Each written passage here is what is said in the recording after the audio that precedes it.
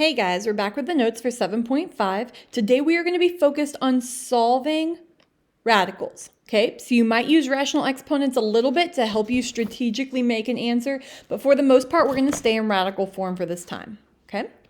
All right, main piece of information that you need to know is that if n is odd, you have to keep whatever the square root or radical root that you are using as itself. If it is even, then you're going to take the absolute value, making sure that you use plus or minus if it does not have a power on the inside. Okay, so one more time, let me see if I can verify and kind of show you that. If these numbers are the same, but they're odd, then it matters if your x is positive, comes out positive. If it's negative, it comes out negative. If the ends are the same and they're even, then no matter what your number is, it's always going to come out positive. Okay? Last thing is, remember, if you have an even index, but you do not have any n on the inside, like you're not raising it to a power, you just take an even index or like a square root, fourth root, sixth root, something like that, then you have to make sure we have that plus or minus on our final answer. Okay? All right, we're going to solve on pages 21 and 22 today. On 21, we're going to focus on solving. 22, I'm going to talk to you about how to check and make sure you're getting the right answer. So let's start with problem A. Problem A, if I want to get x by itself, that means I need to get rid of that 1/2. The opposite of a 1/2 is to multiply it by 2. That gets rid of this. I end up with x to the 5th equals 1024. And to get rid of a 5th power, I need to take a 5th root. That way I get my x by itself. What I do to one side, I need to take a 5th root on the other side. Now we have not added this one to our list, but 4 to the 5th power gives me 1024. I would add this to the list of ones you should be memorizing, which means our x is going to come out to be 4. There's no plus or minus because that 5 is an odd number. Okay, I'll pause at the end to let you copy. Stay with me for the time being. Problem B. If I'm trying to get x by itself, I need to divide out that -2.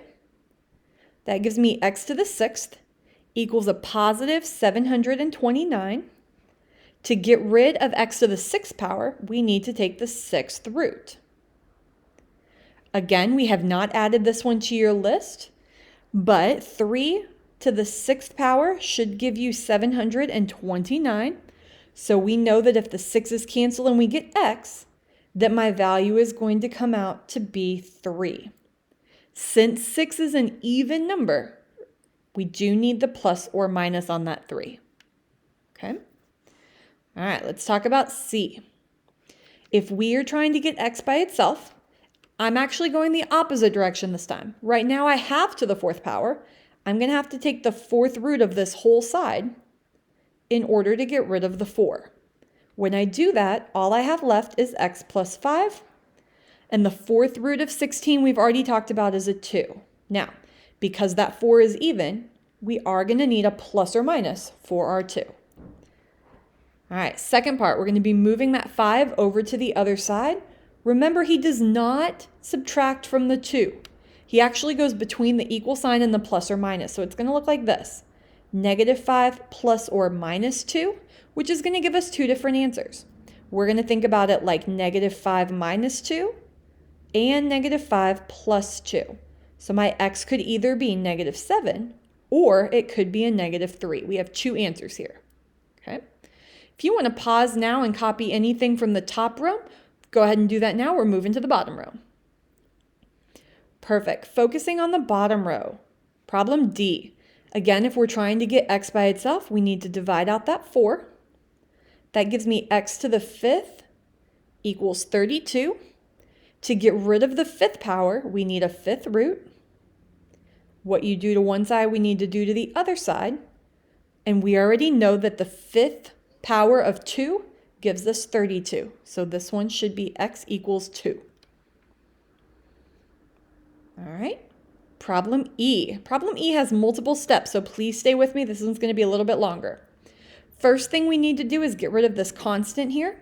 So he is a positive. We will need to subtract 24 from both sides. That gives me negative of 4x plus 6 squared is equal to 144. Now, I got to get rid of this negative that's out here. If I divide out a negative, it's like dividing by -1. I'm going to do that on both sides. That gives me the 4x plus 6 and then squared equals a negative number. Now, right now, you should know that there's no way we could square something and get a negative number. Okay, so right now you should have red flags going off that this one's not going to come out normal. If you remember from Unit 5, this is where we're pulling in those i's, those imaginary numbers, so stay with me. If I need to get rid of a second power, I'm going to take a square root. We're going to square root on both sides. Because that 2 is even, when I get the square root, I am going to use a plus or minus. I could square root 144, right? We know that's 12. But because it's a negative, it's going to have to be 12i. All right?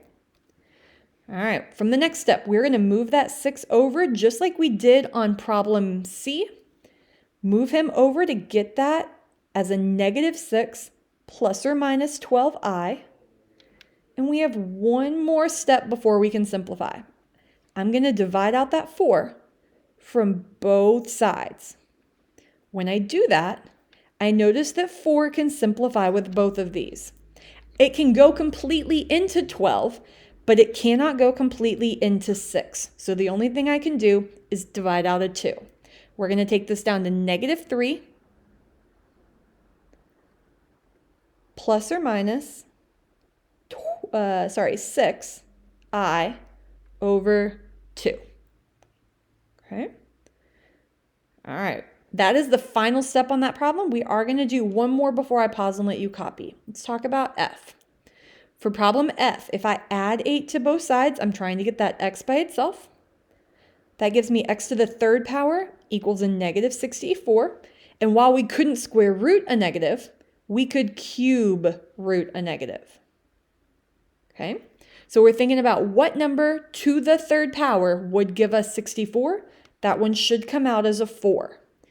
Because it's odd, we are going to let this negative stay in my answer. So my answer is going to come out to be a -4.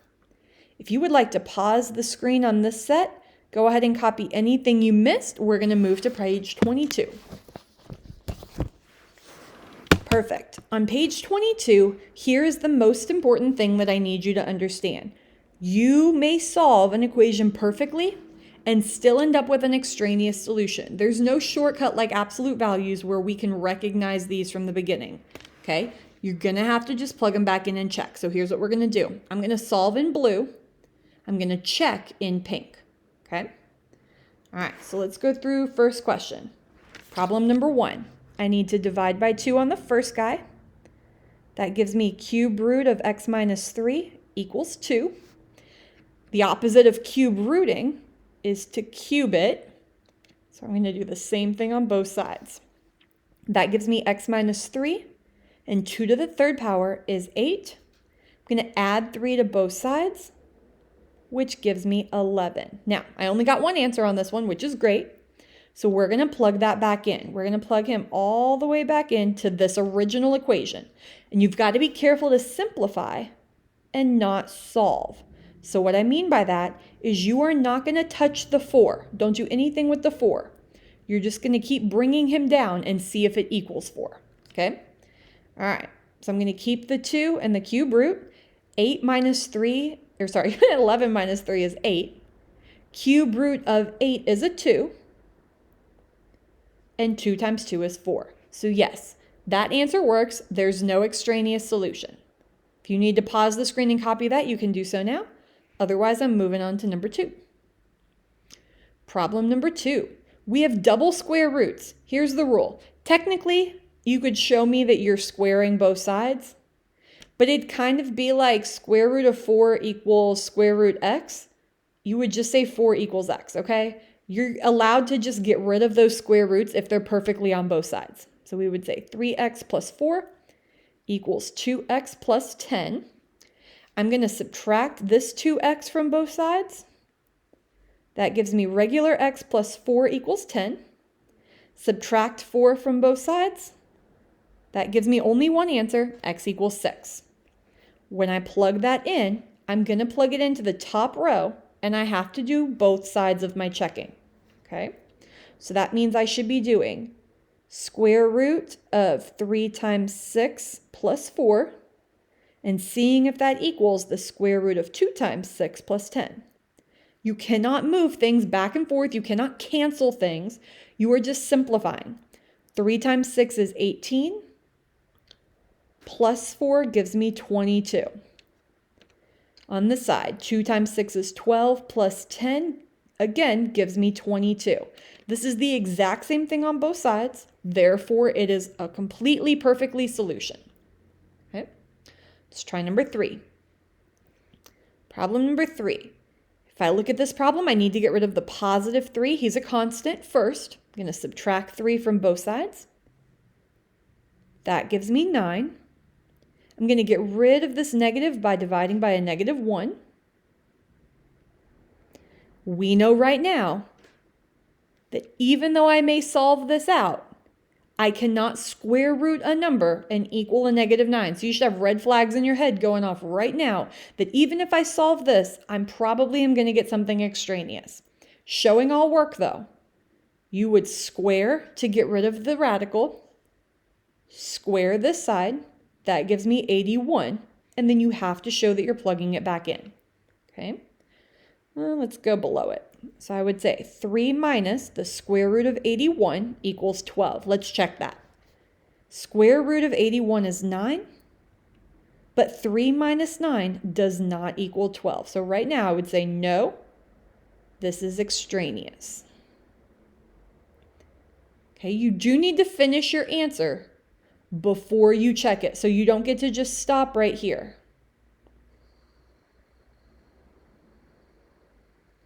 Okay. All right. If you want to pause, copy problems 1 through 3 now, you can. We are going to do 2 more problems. All right. Problem 4. This one has rational exponents instead. We're going to keep those, and we're going to use fractions as our way to solve. Okay. All right. First thing, I'm going to divide out that 3 to get rid of him. X to the 2/3 is equal to 9. Notice I gave myself a little more space. When you are trying to cancel exponents, remember that you can multiply them. So if I raise this to the 3/2, 2/3 times 3/2 would multiply to make a 1. So I can do the same thing on this side, times 3/2. When I rewrite it in the next row, though, I'm going to make it simplify itself just a little bit to make it more easy for me to solve. I'm going to rewrite that as the square root of 9 and then to the 3rd power. We know the square root of 9 is plus or minus 3. And then I can say to the 3rd power is plus or minus 27. Okay? Because I have plus or minus, because I have 2 answers, I do need to plug in 2 differently. I'm going to kind of use the space around it above here to do both of those, okay? So we're going to say 3 to the negative 27 to the 2/3 power equals 27, okay? 2/3 power of negative 27 should give us negative 9. Whoops. Oops, sorry. Let me back that train up just a little bit. Let's rewrite it like this. Cube root of negative 27 squared. That way you can see me say the cube root of negative 27 is a 9.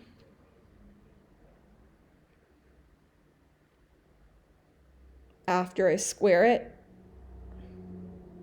that's where the 27 comes from. Okay, so cube root of negative 27 is negative 3. Squared it, make it 9. Okay, let's do the same thing, checking a positive 27. So 27 to the 2/3 power. I'm going to rewrite it with a radical and an exponent. Cube root of 27 again is 3.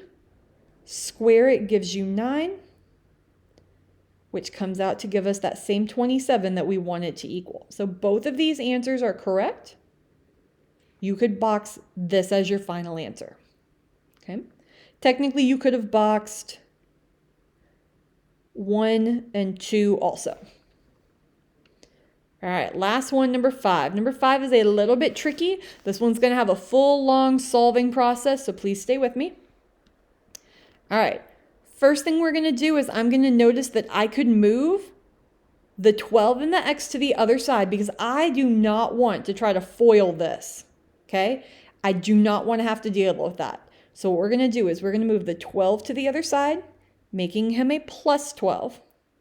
We're going to move the x to the other side, making him a minus x, okay? So 4 square root x equals 12 minus x. Then, because I can get rid of the square root and get rid of the 4, by raising this to the second power, I'm going to do that on both sides, okay? I'm going to explain a little bit of what we're technically doing here. Technically, we're doing 4 square root x times 4 square root x equals 12 minus x times 12 minus x. That's what you're technically doing with squaring. So this would give me 16x. This would give me 144 minus 12x, and then plus an x squared. So you are really FOILing this out. I'm going to move the 16x to the other side to make sure that I'm keeping my x squared positive, but I am going to rewrite it in the correct order to make it easier. So I'm going to say x squared minus 40x, plus 144, because now hopefully I can factor it. So if I say, are there any numbers that could multiply to make 144 that would add up to make a negative 40? Well, I know they need to be negative. So negative 1, negative 144, no. Negative 2, negative 72, no. Negative 3, negative 48, close, but no. Negative 4, negative 36, yes. So I'm going to write these out as factors. X minus 3, x minus 36. X minus 4, my bad. And then I can go straight to my solution. So I have a positive 4 and a positive 36. Remember that since you have 2 answers, you do need to check both of them. So we're going to go back up from the top, plug in both options. We've got 4 plus 4 root 4 minus 12 equals 0. Let's check that out. 4 plus 4 times 2 minus 12. 4 plus 8 minus 12. Well, this is 12 minus 12 equals 0. Yes, he works. Let's try the next one. 36 plus 4 root 36 minus 12 equals 0. 36 plus 4 times 6 minus 12 equals 0. That gives me 24. And there's no way that if I add these together and get 60, that if I get 60 minus 12, that cannot equal 0. So that means that this one is extraneous. The only answer I get to use is x equals 4. Okay? All right, I'm going to zoom out for those 2 questions. If you need to pause the screen, copy anything you missed on 1 through 5, we are done with the last set of notes for Unit 7.